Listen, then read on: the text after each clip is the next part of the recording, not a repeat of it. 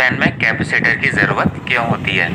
तो सबसे पहली बात तो यह है कि सीलिंग फैन में जो मोटर होती है वह सिंगल फेस इंडक्शन मोटर होती है और single phase induction motor self starting नहीं होती है। और स्टार्टिंग टॉर्क को डेवलप करने के लिए इंडक्शन मोटर में कुछ अरेंजमेंट्स करे जाते हैं जिनको हम समझेंगे। तो किसी भी मोटर की तरह सीलिंग फैन की मोटर में भी दो मेन पार्ट होते हैं, स्टेटर और रोटर।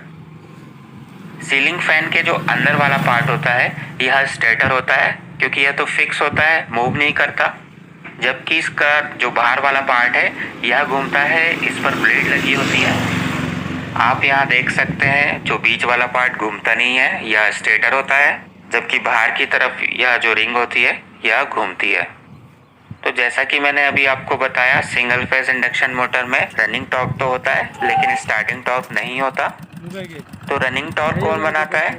यह जो बाहर वाली वाइंडिंग होती है यह होती है रनिंग वाइंडिंग। यह रनिंग टॉर्क बनाती है यानी फ्रेम को घुमाने में मदद करती है, लेकिन यह स्टार्टिंग टॉर्क नहीं बना पाती। स्टार्टिंग टॉर्क कौन बनाता है? यह जो अंदर वाली वाइंडिंग होती है यह होती है स्टार्टिंग वाइंडिंग। अब इन दोनों ही वाइंडिंग को एक ही सप्लाई से एनर्जी दी जाती है, लेकिन इस वाली वाइंडिंग के सीरीज में कैपेसिटर लगा होता है। तो चलिए इसको और अच्छे से समझने के लिए इसको सिंप्लीफाइड कर लेते हैं।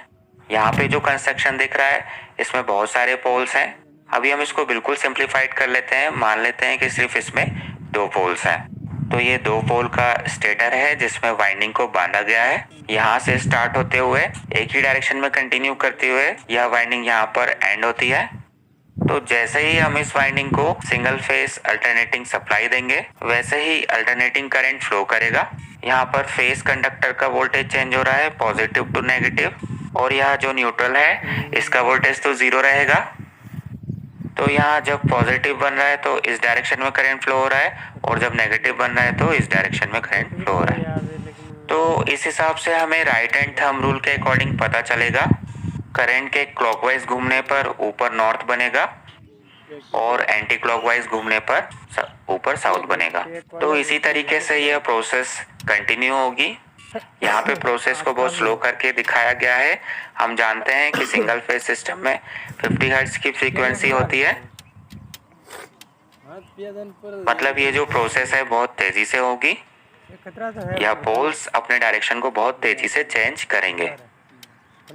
यहाँ पर हम देख सकते हैं जब हम सिंगल फेज सप्लाई देते हैं तो पल्सेटिंग मैग्नेटिक फील्ड बनती है, मतलब पहले एक डायरेक्शन में मैक्सिमम होती है फिर जीरो होके दूसरे डायरेक्शन में मैक्सिमम होती है।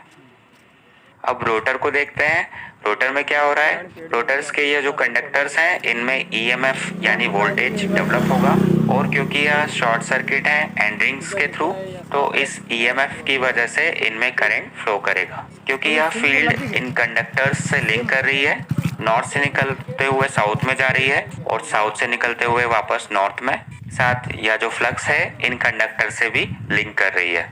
इसकी वजह से इन कंडक्टर्स में जो ईएमएफ इंड्यूस होगा उसकी वजह से जो करंट फ्लो करेगा इन कंडक्टर्स में उसको हम यहाँ देख सकते हैं। यहाँ पर डॉट का मतलब है करंट हमारी तरफ आ रहा है और क्रॉस का मतलब है करंट हमसे दूर जा रहा है। ये केस बिल्कुल ट्रांसफार्मर की तरह है, जैसे कि ट्रांसफार्मर में अंदर एक कॉइल होती है और उसके ऊपर एक कॉइल होती है। एक कॉइल में हम सप्लाई देते हैं अल्टरनेटिंग, तो दूसरी कॉइल में अपने आप अल्टरनेटिंग करंट फ्लो करने लग जाता है। इसी को बोलते हैं इंडक्शन, और ये बिल्कुल उसी तरीके का केस है। तो प्रोसेस को ध्यान से देखेंगे। जब यहाँ पे नॉर्थ पोल बन रहा है और इस नॉर्थ पोल के इन्फ्लुएंस में ये सारे कंडक्टर्स हैं, तो इन कंडक्टर्स में करंट का डायरेक्शन ध्यान से देखिए। आधे कंडक्टर में डॉट है मतलब हमारी तरफ आ रहा है, और आधे में क्रॉस है मतलब हमसे दूर जा रहा है। और फील्ड का डायरेक्शन ऐसा है। तो फ्लेमिंग लेफ्ट हैंड रूल के अकॉर्डिंग इन कंडक्टर्स में जो फोर्स लगेगा वह इस डायरेक्शन में लगेगा, उसी तरीके से इन कंडक्टर्स पे जो फोर्स लगेगा वह अपोजिट डायरेक्शन में लगेगा, क्योंकि इनमें करंट का डायरेक्शन अपोजिट है। बिल्कुल ऐसा ही साउथ पोल के साथ होगा। तो साउथ के इन्फ्लुएंस में ये सारे कंडक्टर्स हैं, आधों पे इस डायरेक्शन में फोर्स लगेगा और यह जो कंडक्टर्स हैं आधे, इनमें इस तरफ फोर्स लगेगा। तो इस रोटर में दोनों ही डायरेक्शन में टॉर्क लग रहा है, क्लॉकवाइज डायरेक्शन में भी टॉर्क लग रहा है और एंटी क्लॉकवाइज डायरेक्शन में भी टॉर्क लग रहा है। तो यह रोटर तो घूम ही नहीं पाएगा क्योंकि रिजल्टेंट टॉर्क तो जीरो होगा। तो सिंगल फेज सिस्टम में जो फील्ड होती है वह पल्सेटिंग नेचर की होती है। इसको ऐसा माना जा सकता है कि दो फील्ड रोटेट हो रही हैं अपोजिट डायरेक्शन में, इक्वल एंड अपोजिट। इसको बोलते हैं डबल रिवॉल्विंग फील्ड थ्योरी। ये थ्योरी है, इसके अनुसार ऐसा माना जा सकता है, लेकिन जो रियलिटी है वो आपके सामने है। तो ऐसे तो यह रोटर घूम नहीं पाएगा और इस रोटर को घुमाने के लिए हमें किसी न किसी एक टॉर्क को वीक करना पड़ेगा। तो इसके लिए क्या कर सकते हैं, मान लीजिए हम इस रोटर को किसी एक्सटर्नल मीन से, हाथ से ही हम इस रोटर को थोड़ा सा ऐसा घुमा दे देते हैं। देखिए हम रोटर को थोड़ा सा एंटी क्लॉकवाइज रोटेट कर रहे हैं। तो अब ये जो सारे कंडक्टर्स हैं नॉर्थ पोल के इन्फ्लुएंस में, इनमें जो फोर्स लग रहा है वह इस डायरेक्शन में लग रहा है और यहाँ पर जो कंडक्टर्स हैं इन सब में जो टॉर्क है वह इस तरफ है। तो यह वाले कंडक्टर्स कम हो गए, इनका रिजल्टेंट टॉर्क इन वाले कंडक्टर के रिजल्टेंट टॉर्क से कम आएगा। तो फिर हमारा रोटर इसी डायरेक्शन में घूमना कंटिन्यू कर देगा। तो इसी कारण से जब हमारे फैन का कैपेसिटर खराब हो जाता है और रोटर को हम किसी एक डायरेक्शन में हाथ से घुमा देते हैं तो फिर वह उसी डायरेक्शन में कंटिन्यू घूमने लग जाता है। और अगर हम फैन को अपोजिट डायरेक्शन में भी घुमा देते हैं तो वह अपोजिट डायरेक्शन में ही घूमने लग जाता है। लेकिन स्टार्टिंग टॉर्क को खुद मोटर के अंदर ही डेवलप करने के लिए क्या करना होगा, मेन पोल के अलावा दो पोल और यूज करे जाते हैं जो इन पोल्स के परपेंडिकुलर होते हैं, यानी इंटरमीडिएट एक्सिस में होते हैं। ये पहले वाले तो मेन पोल्स है ही और इन पोल्स को ऑक्सिलरी पोल्स बोला जाता है। तो मेन वाइंडिंग तो वैसे ही बांधी जाएगी, यहाँ से स्टार्ट होते हुए ऐसे कंटिन्यू होते हुए यहाँ एंड होगी। और यह जो ऑक्सिलरी पोल है इनकी यह जो वाइंडिंग है इसको बोल सकते हैं ऑक्सिलरी वाइंडिंग या स्टार्टिंग वाइंडिंग। यह भी इसी प्रकार से बांधी जाएगी, यहाँ से स्टार्ट होते हुए ऐसे कंटिन्यू होते हुए यहाँ पर एंड होगी। और स्टार्टिंग वाइंडिंग को रनिंग वाइंडिंग के पैरेलल में कनेक्ट करा जाता है और स्टार्टिंग वाइंडिंग के सीरीज में एक कैपेसिटर लगा दिया जाता है।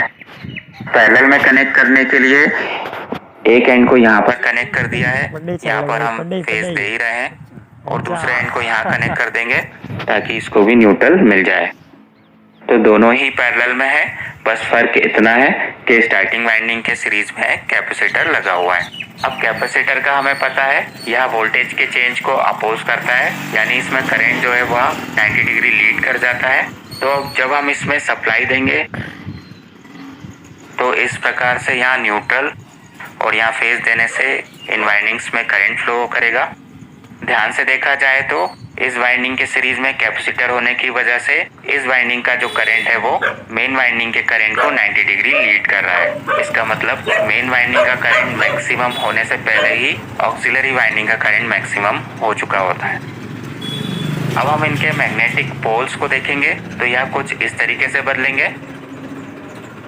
इसको ध्यान से समझे तो मेन वाइंडिंग के पोल्स बनने से पहले ही ऑक्सिलरी वाइंडिंग के जो पोल्स हैं नॉर्थ और साउथ वह मैक्सिमम हो चुके होंगे और जब यह रिड्यूस होके ज़ीरो होंगे तो मेन वाइंडिंग के पोल्स बन के अपना मैक्सिमम होंगे। तो यह प्रोसेस ऐसे ही कंटिन्यू होती रहेगी। और अगर हम इसको और ध्यान से देखेंगे तो हमें पता चलेगा कि रोटेटिंग मैग्नेटिक फील्ड बन रही है। मतलब पहले साउथ यहाँ डेवलप हो रहा है, फिर साउथ यहाँ पहुँच जा रहा है, फिर साउथ इधर कंटिन्यू होते हुए ऐसा रोटेट हो रहा है।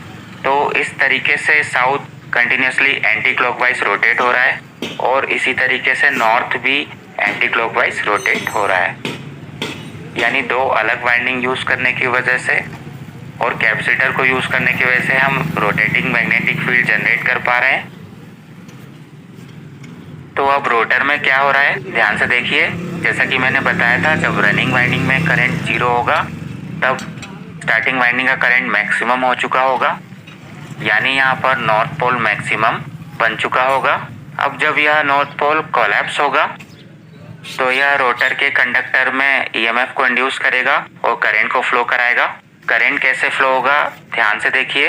ये जो ऊपर वाले सारे कंडक्टर हैं इनमें करंट का डायरेक्शन डॉट होगा, मतलब हमारी तरफ, और नीचे वाले सारे कंडक्टर्स में करंट का डायरेक्शन क्रॉस होगा, मतलब हमसे दूर जाता हुआ।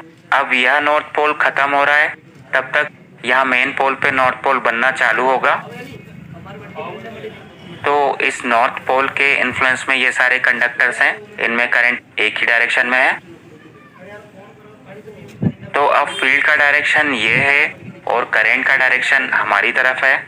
लेफ्ट हैंड रूल के अकॉर्डिंग इन सारे ही कंडक्टर पे इस तरफ फोर्स लगेगा। इसका मतलब रोटर के ऊपर एंटी क्लॉकवाइज टॉर्क लगेगा। बिल्कुल यही साउथ पोल के साथ होगा। इन सारे ही कंडक्टर्स में करंट का डायरेक्शन क्रॉस है, मतलब हमसे दूर की तरफ।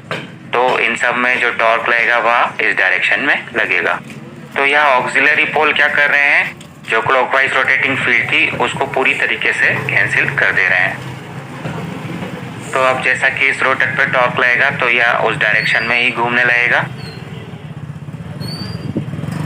तो फाइनली आप इस एनिमेशन में रोटर का कंटिन्यूस रोटेशन देख सकते हैं। अगर इसको ध्यान से देखेंगे तो पता लगेगा जो भी कंडक्टर नॉर्थ पोल के इन्फ्लुएंस में आ रहे हैं उनमें करंट का डायरेक्शन हमेशा डॉट है, और साउथ पोल के सामने जो कंडक्टर्स आ रहे हैं उनमें हमेशा करंट का डायरेक्शन क्रॉस है। तो हमेशा एंटी क्लॉकवाइज डायरेक्शन में ही टॉर्क लगता रहेगा।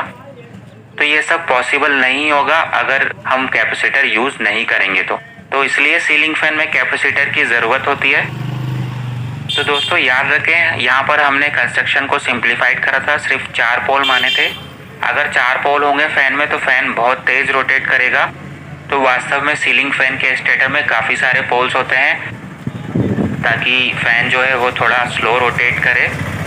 तो आई होप कि अब आप लोग समझ चुके होंगे कि सीलिंग फैन में कैपेसिटर की ज़रूरत क्यों होती है।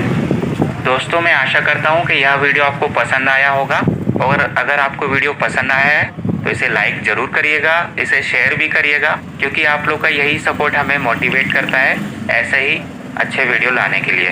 तो चलिए जल्दी मिलते हैं अगले वीडियो में किसी नए टॉपिक के साथ। तब तक मैं आपसे